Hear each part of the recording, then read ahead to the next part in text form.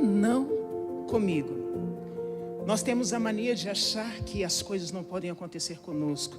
Nós temos a mania de achar que nós somos cristãos, nada pode sair fora do prumo. E aí fica o questionamento: por que não comigo? E por que não com você?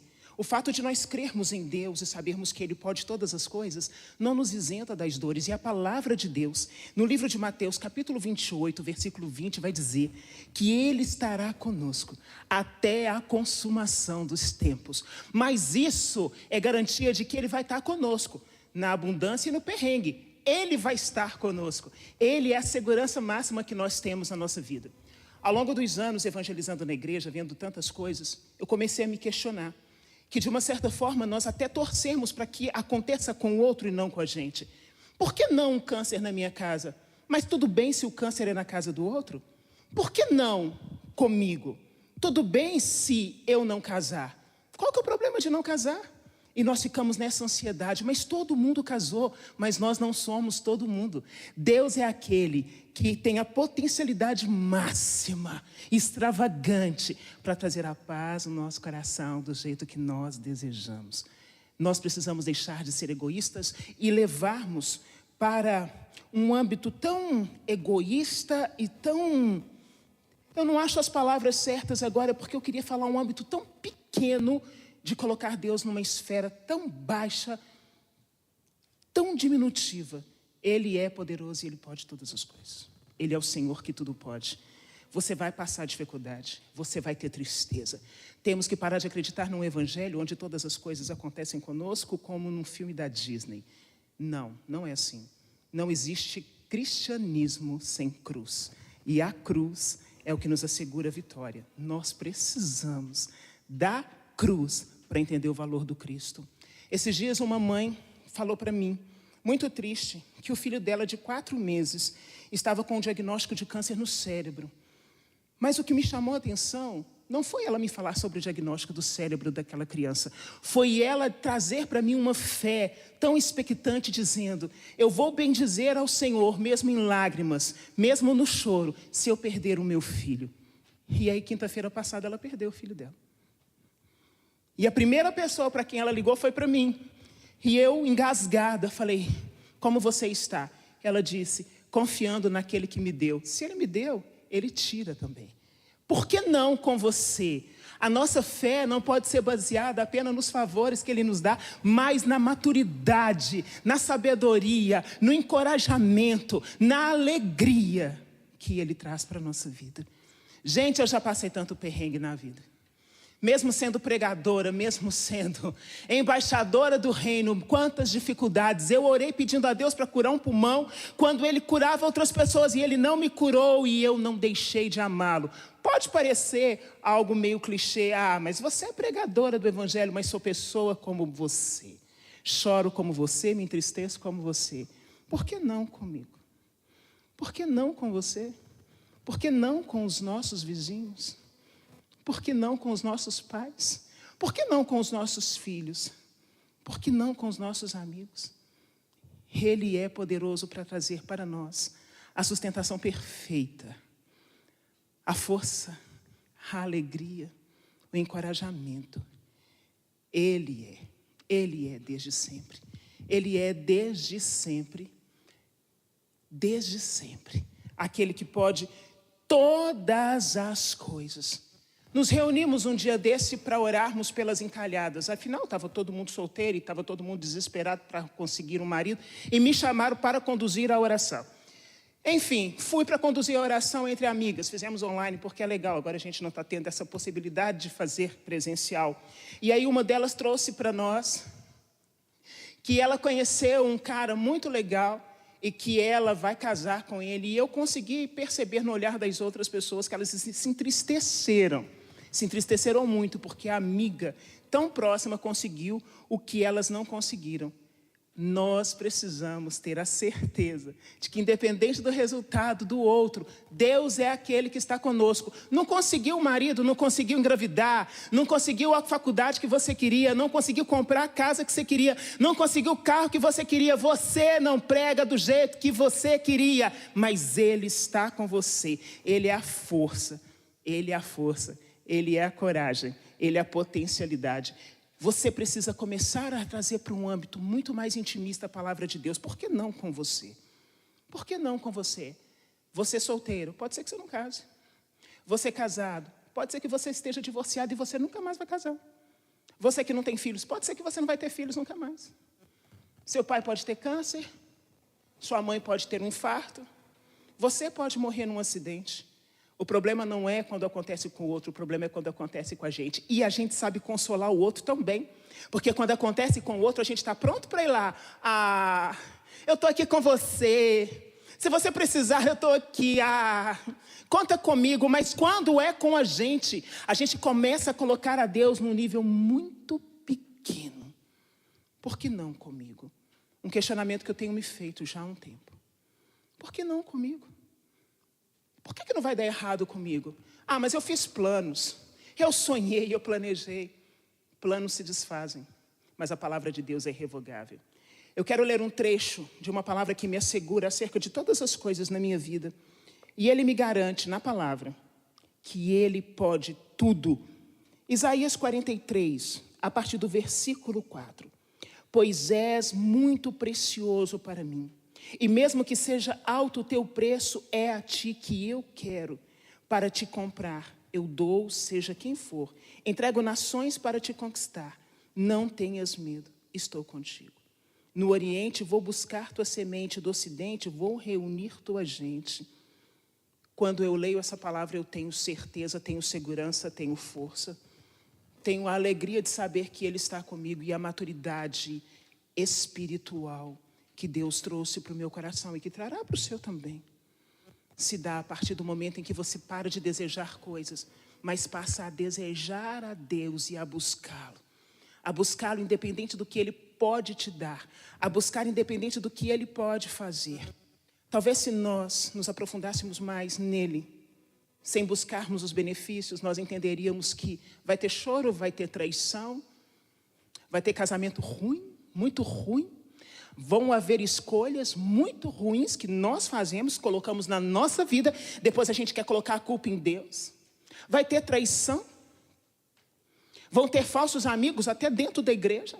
Vão ter pessoas que puxam o nosso tapete e está tudo bem, porque é vida que segue. Vão ter pessoas criticando o seu corpo, criticando o seu rosto. Vão ter pessoas apontando para você aquilo que você não conseguiu fazer. Ah, mas você não se formou naquela faculdade. Tadinho, fracassado. E você pode dizer, por que comigo? Por que comigo? Aprenda a pegar a sua história, a sua vida e a construir coisas como um legado para a próxima geração que vier. A próxima geração precisa entender que você passou por essa vida, passou por essa terra com sabedoria, com maturidade, com leveza e sem questionamentos. Que fé é essa que nós temos vivido hoje em dia? Que fé é essa? Ai, meu Deus. É tão lindo olhar para Jesus no alto do madeiro da cruz e falar... Eu sou apaixonada com Ele. Beijar as chagas dEle. Se derreter diante do sacrário. Ai, que lindo. Mas na hora que as coisas acontecem na nossa vida, a primeira coisa que a gente quer é esconder debaixo do tapete. Esconder nem é debaixo da cama, é debaixo do tapete. E torcendo para o rolo compressor passar em cima da gente, para a gente ficar ali anulando, tendo dó da gente mesmo. Porque a gente olha para nós como se nós fôssemos a última bolacha do pacote e como se Jesus tivesse que fazer um combo maravilhoso, extravagante para a nossa vida. Ele não tem a obrigação de fazer nada além do que Ele já fez. E Ele concedeu a mim, concedeu a você a salvação no alto do madeiro da cruz. Quantos adoraram a Ele? Quantos pelo menos diziam que adoravam a Ele? E agora, porque estão passando uma adversidade, começam a se questionar, será que esse Deus existe? Será que Ele é isso tudo que realmente falam aí?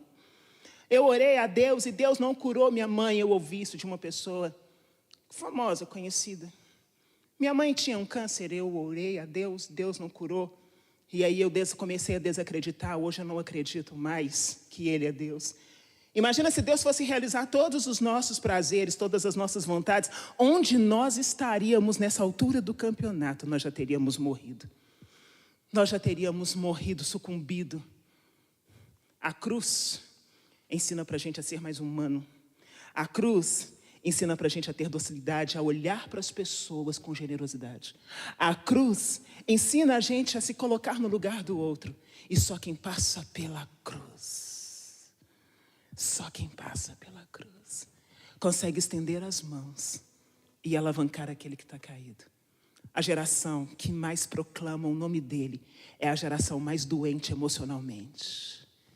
É a geração que não consegue suportar nada, não consegue lidar com nada, não consegue olhar para os seus problemas e entender que problemas passam. Eles são circunstanciais, mas a palavra de Mateus 28, versículo 20, Ele estará comigo até a consumação dos dias. É uma garantia, eu não vou morrer espiritualmente, porque independente do que me aconteça externamente, a minha segurança está aqui dentro. Para que falar que é casa de Deus? Se eu não entendo que eu tenho que preparar a casa, principalmente nos perrengues, e Ele continua morando dentro de mim. Ele continua sendo Deus dentro de mim. Ele continua fazendo o extraordinário dentro de mim. E aí, quando você entende isso, você para de se questionar: por que comigo? Por que as coisas não dão certo para mim? Pode ser que você também não saiba fazer com que as coisas deem certo, e aí você acha mais fácil colocar a culpa em Deus. Mas existem coisas que fogem do seu controle. E essas coisas que fogem do nosso controle acontecem comigo, acontecem com você, acontecem com pessoas que moram na África, na Ásia, nos Estados Unidos, na Oceania. Acontecem com pessoas. A maturidade espiritual é sabedoria em alto nível. Em alto nível. A gente está tendo muita dó da gente. Ficou redundante, a gente está tendo muita dó da gente, mas vocês entenderam, a gente está tendo muita dó. Ai, que dó de mim. Casei, tem 15 anos. Não engravidei até hoje, não tenho filhos. O que vai ser de mim? Durante 15 anos você projetou a sua vida somente para ter um filho. O que você fez da sua vida? Ai, meu casamento acabou, o que vai ser de mim? Você vai seguir a sua vida, porque o casamento não é o que determina quem é você. Você vai seguir a sua história. Ah, eu me deparo agora com uma enfermidade gravíssima. Enquanto você não falecer, você tem tempo para correr atrás de ser pessoa inteira, guiada por Deus. O grande problema é que a gente quer passar para os nossos dias sem problemas, sem dificuldades, sem nada. E aí cria-se uma sociedade ansiosa, uma sociedade imediatista, uma sociedade que não se preocupa com o outro, mesmo quando faz campanha dizendo: eu estou preocupado com o outro. Tá nada.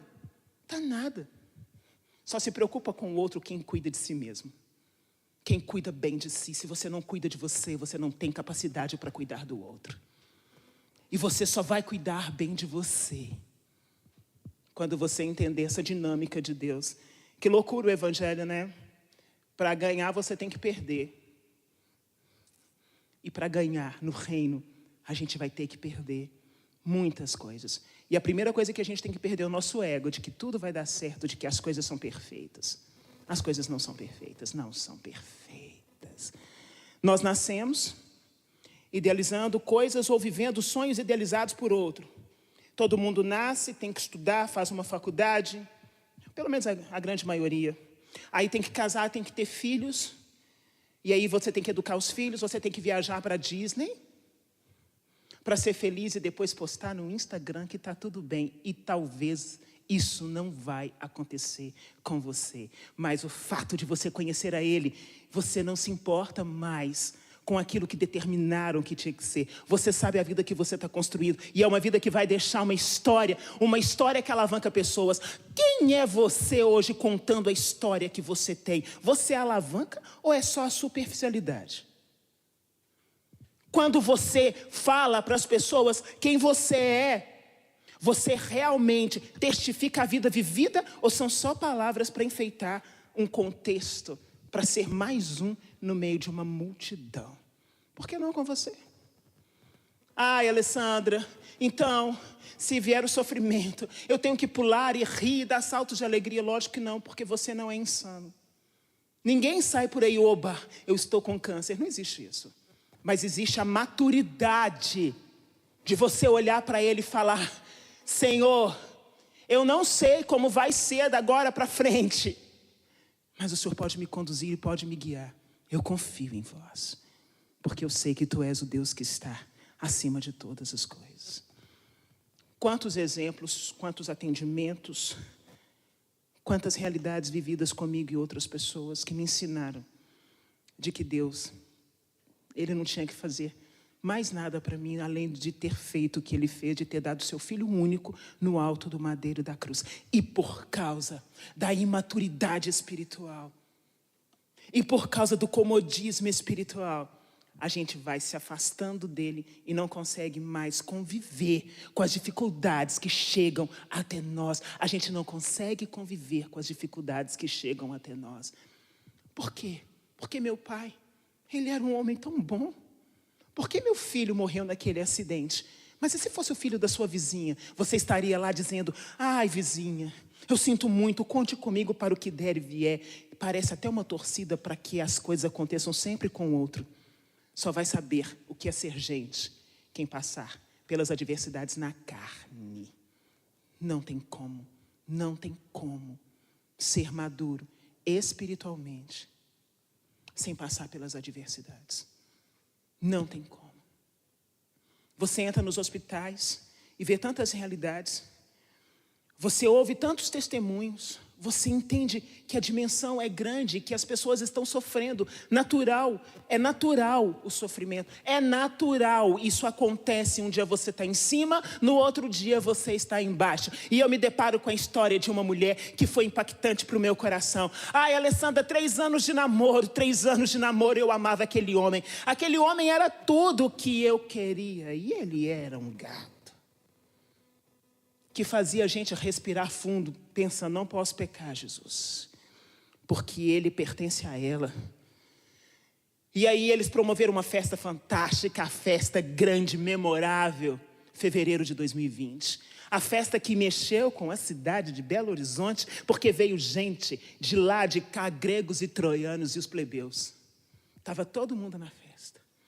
E aí a lua de mel dela foi onde? Na Grécia. Ai, que lindo, que maravilhoso. Você casa com um homem gato que te leva para a lua de mel na Grécia, você não quer mais nada, você não quer guerra com ninguém. Você quer ser feliz. Só que quando eles voltaram da lua de mel, ele entrou dentro de casa, colocou as malas na porta e disse para ela: eu tentei, mas eu não te amo. Pode ficar com o apartamento, pode ficar com tudo que a gente conquistou. Fica com tudo, eu não quero. Eu tenho outra pessoa e é ela que eu amo. Eu vi uma menina linda, perdeu os cabelos. Caíam tufos da cabeça dela. Uma menina linda. Perdeu a autoestima. E o questionamento que todo mundo fez: meu Deus, coitada. Por que com ela? Primeiro, porque ela negligenciou os sinais.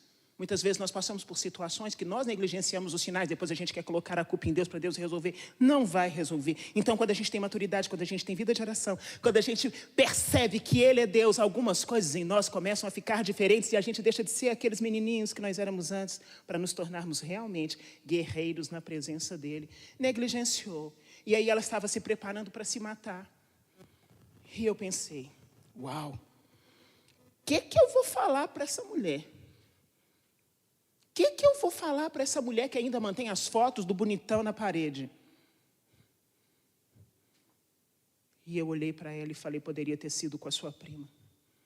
Poderia ter sido com a sua irmã, poderia ter sido comigo. Você tem 2 coisas para fazer. Ou você desiste definitivamente e acaba com a sua vida, ou você desiste da história mal contada do passado e reescreve uma nova história, porque Ele está aqui com você até a consumação dos tempos. As coisas estão caminhando, ela está caminhando, é um processo longo. Mas eu tenho fé que ela vai conseguir.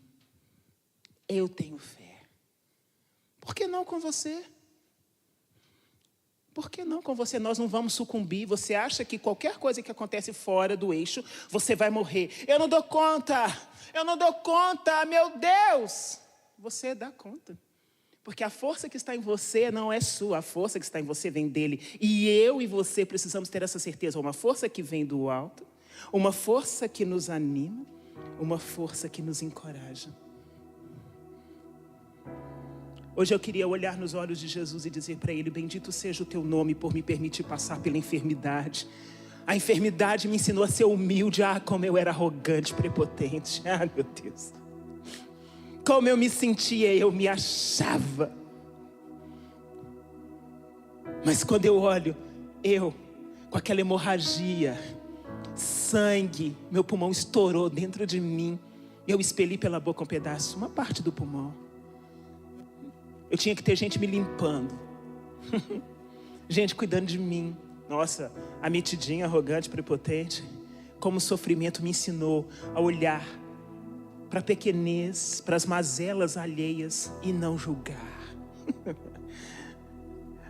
Meu Deus, quando eu perdi o meu trabalho que eu tinha me dedicado, eu fui traída ali dentro daquele local de trabalho, puxaram o meu tapete. Eu era ingênua, bobinha, confiava em todo mundo. Ai, que bobinha ela. Depois disso, eu comecei um processo de ser uma mulher diferenciada. Eu comecei a olhar os detalhes. Trata-se bem as pessoas, confia-se em poucos. Confia-se em poucos.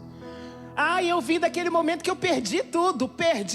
Eu tinha juntado dinheiro, porque você sabe, uma pessoa que luta com dificuldade é pobre, junta. Não gasta, não compra sapato, não compra roupa, não compra nada, não compra isso, não compra aquilo, porque tem objetivo. E eu era assim. Perdi tudo, sabe por quê? Porque fui péssima administradora. Depois disso eu aprendi o quê? A usar a minha habilidade para administrar os meus recursos. De onde você tira e não coloca novamente, ditado da minha avó, que faz todo sentido para mim hoje. Foi no sofrimento que eu fui sendo construída como mulher, como livre em Deus, como leoa que sou. Eu jamais poderia fazer o que faço hoje se eu não tivesse passado pelas coisas que passei. Eu ouvi daquele homem que eu amava como eu amava aquele homem. Eu amei demais. E ele ligou para mim e me disse por telefone: você é até uma pessoa legal. Gente legal não é muito bom, né? Eu não gosto dessa expressão, porque quando você diz que alguém é muito legal, não é legal. E ele disse para mim: eu vou casar no dia 30 de junho com fulana, que é linda. Terminou comigo, me chamou de feia, arrebentou comigo. E no dia do casamento, eu ali chorando em posição fetal. Essa dor me ensinou a saber quem sim, quem não e quem nunca na minha vida. O sofrimento aconteceu porque eu coloquei na minha vida, na minha história, quem não cabia dentro da história. Eu aprendi a ter feeling. E para muita gente esse feeling, que eu chamo de faro, nada mais é do que a ação do Espírito Santo dentro de mim, fazendo com que eu seja aquilo que Ele sonhou que eu fosse. Disseram para mim na igreja que eu não era adequada. Não era adequada. Você não vai pregar, sua voz é tão estranha. Seu rosto não é legal. É um ambiente só para homens. Fui proibida de pregar. Eu fui criticada. E você acha que eu olho para isso e penso: tadinha de mim? Eu tive vontade de fazer tudo diferente. E hoje eu estou aqui, testemunhando para todas as nações que Jesus Cristo é o Senhor. Todas. A dor, ela nunca pode parar um filho de Deus. Porque Jesus não parou na dor, Ele ressuscitou ao terceiro dia.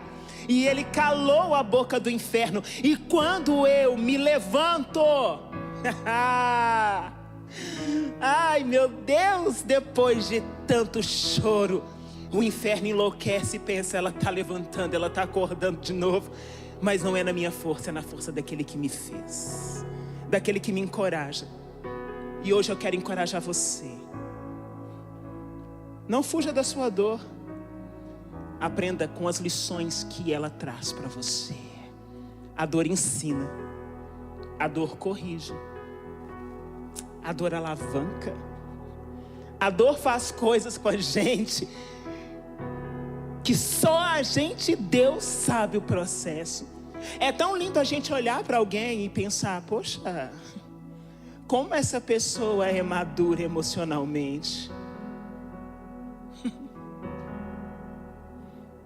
Como essa pessoa é madura emocionalmente.